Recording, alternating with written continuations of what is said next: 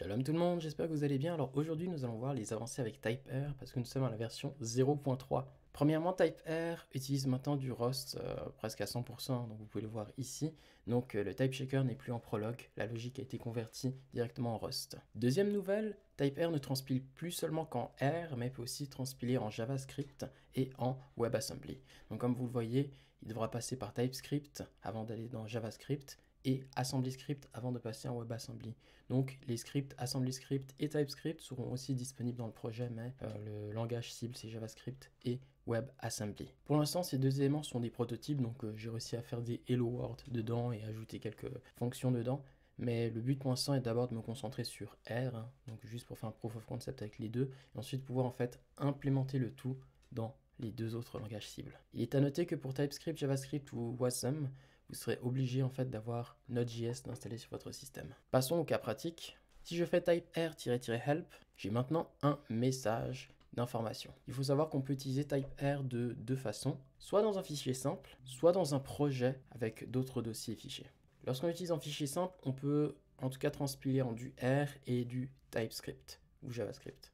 Par contre, pour le Wasm, il faudra forcément un projet, mais on pourra toujours faire des projets avec TypeScript, JavaScript et R. Vous avez donc les commandes new pour créer un nouveau projet, check qui va faire en fait le type checking du code que vous avez écrit, build qui lui va faire en fait le check, ensuite créer les exécutables ou les fichiers, run lui va faire un check, un build et puis après exécuter ces fichiers générés. Il y aura aussi une commande test et une commande help aussi qui fait la même chose que le --help. Et vous aurez aussi la possibilité de préciser quel est le target language ou le langage cible que vous voulez. Donc c'est R, TypeScript, AssemblyScript. Mais par défaut, vous verrez que vous pouvez utiliser R. Donc si vous ne mettez pas de target, il prendra R par défaut. On peut revoir un exemple facile. On crée un fichier app.ty, on tape 2 plus 3.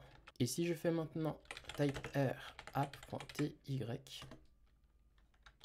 va maintenant me générer un fichier main.r, bon j'aurais pu le nommer app.r, hein, mais j'ai pris main.r, et un fichier stdr. Vous voyez que les fichiers std en fait, c'est juste un ensemble de fonctions, variables et autres que je mets dedans pour le rendre compatible avec typer. Donc comme ça, les trucs que j'ai mis de cool dans typer vont aussi être traduits directement dans du R. Dans le fichier R, on a des éléments qu'on connaît, hein. Donc on importe le fichier std, on a quelques fonctions, et on voit donc notre application donc additionner 2 et 3. Donc vu que j'ai défini des entiers, donc on a mis 2L et 3L pour les définir en tant que integer. Essayons donc du JavaScript. J'ai essayé de recréer la fonction console.log, mais vous voyez que lorsqu'il y a un point dans le langage original, je mets un double underscore pour éviter des mélanges. Pour pouvoir l'exécuter en TypeScript JavaScript, il faudra mettre le target TypeScript. Comme vous voyez, donc la compilation s'est faite. Il a donc généré deux trucs. D'abord, les fichiers std pour JavaScript et TypeScript, donc respectivement, et aussi des fichiers TypeScript et JavaScript. Donc cette fois-ci, c'est des apps. Quand nous regardons le fichier TypeScript, nous pouvons voir en fait que nous avons des imports ainsi que des types fonctions définis par défaut. Ça fait partie de la std. Et tout en bas, nous avons aussi le fameux console.log avec le hello world qui a été créé. Pour JavaScript, c'est beaucoup plus simple parce qu'il n'y a pas besoin de définir réellement des types. Donc là, on fait juste un console.log hello world. Et quelques éléments au-dessus aussi. Comme je l'ai dit, pour le WebAssembly, il va falloir forcément créer un projet. Avec la commande typer new target assembly script project, je vais créer du WebAssembly.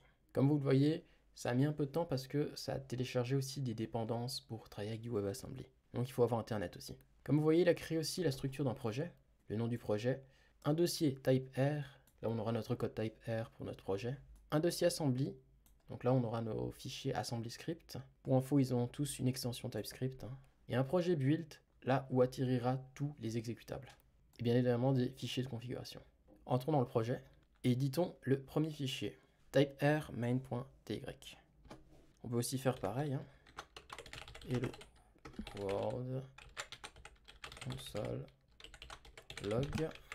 Exécutons le projet avec comme target AssemblyScript. Comme vous voyez, il a réussi à printer un Hello World. Donc dans AssemblyScript, il a aussi créé un std.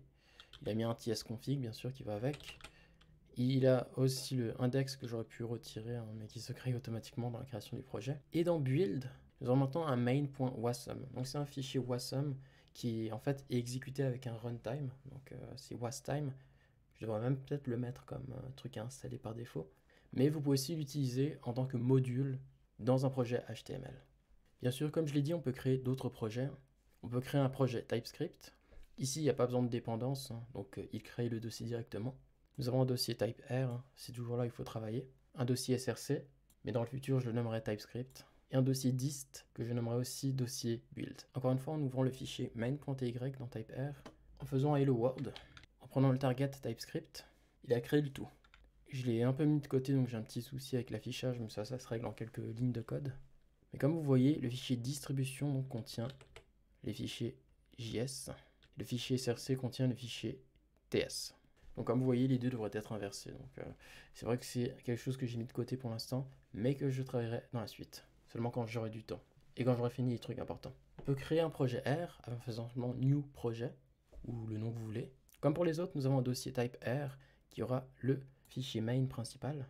Le projet avec R aussi qui aura un fichier main.r. Ils doivent tous commencer par main. Encore une fois, en ouvrant le fichier main, en faisant une simple opération, en faisant un simple type R run, le projet s'est lancé. Ici encore, le dossier main.r a généré ce qu'il nous fallait. Mon but final est de pouvoir intégrer la librairie standard de R dans TypeR, mais je sais que ça va être difficile. Si nous regardons uniquement les fonctions qu'il y a dans le package de base de R, nous en avons 1279. Ça risque d'être un peu long à implémenter, et je suis pas sûr que tout le monde utilise tout ça. C'est pour ça que ça va prendre du temps. Une fois que j'aurai fini le portage dans TypeR, il faudra aussi faire la conversion de tout ça pour le TypeScript, JavaScript et pour le WebAssembly. Comme ça, il y aura une zone uniformisée pour générer le tout. Ce que j'ai beaucoup apprécié dans un outil qui est un multiplexeur, c'est qu'on peut utiliser en fait un système de plugin Wasm qui lui permet en fait de pouvoir interagir avec le logiciel.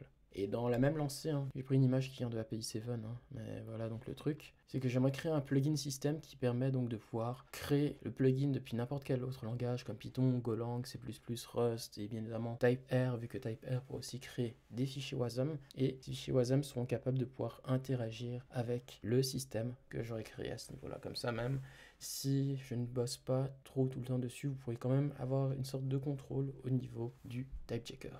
Mais j'ai jamais fait ça, donc je sais pas à quel point ça va être long de pouvoir créer, générer et mettre en place l'API et surtout réarranger le code pour que ça puisse être compatible. Et bien sûr, j'aurai aussi pas mal d'autres choses à ajouter, comme par exemple une meilleure documentation, des meilleurs messages d'erreur aussi qui vont dedans, et tout ça pour qu'en fait le langage puisse devenir vraiment puissant. Mais je sais que ça peut prendre du temps, donc c'est pour ça que j'aurai aussi besoin, je pense, de soutien ou d'une équipe pour pouvoir faire ça. Mais certainement, je pense que les choses pourront se faire en leur temps. Donc dans l'actualité, j'aurai une mini pause parce que je dois aussi finir d'autres projets qui me tiennent à cœur, donc qui sont un petit peu en dehors de ce qui concerne la programmation, l'informatique et tout.